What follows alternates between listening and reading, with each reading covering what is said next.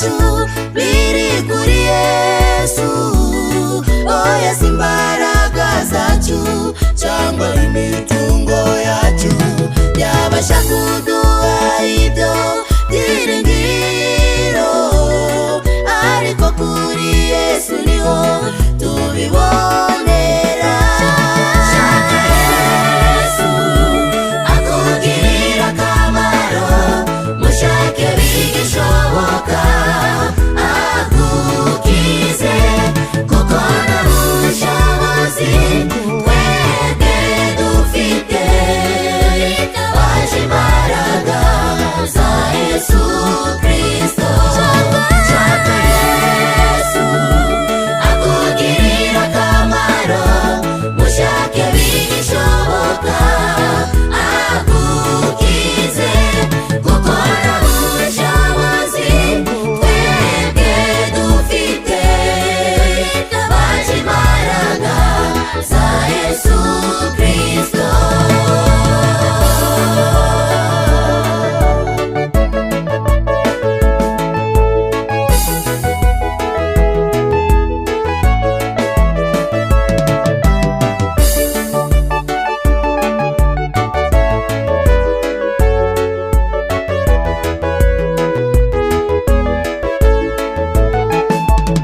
Yesu yaravuze ati nimubure ibyiringiro muzararame murebe mu ijuru, kuko Uwiteka atanga imbaraga.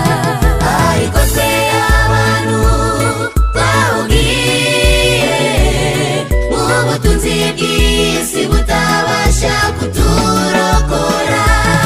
Yesu yaravuze ati nimubure ibyiringiro muzararame murebe mu ijuru, kuko Uwiteka atanga imbaraga. Ariko twe abantu twawugiye mu butunzi bw'isi butabasha kuturokora. Shaka Yesu akugirira akamaro, mushake bigishoboka agukize, kuko nta bushobozi twebwe dufite baje imbaraga za Yesu Kristo.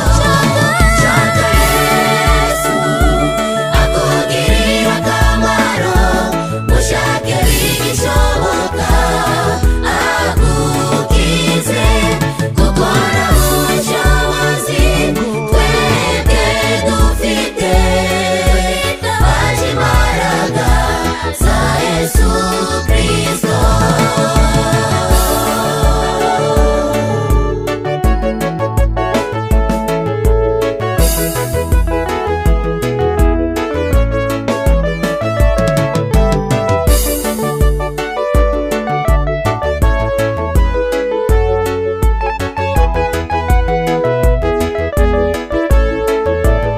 Shaka Yesu akugirira akamaro, mushake bigishoboka agukize, kuko nta bushobozi twebwe dufite baje imbaraga za Yesu Kristo. Shaka Yesu akugirira akamaro, mushake bigishoboka agukize, kuko nta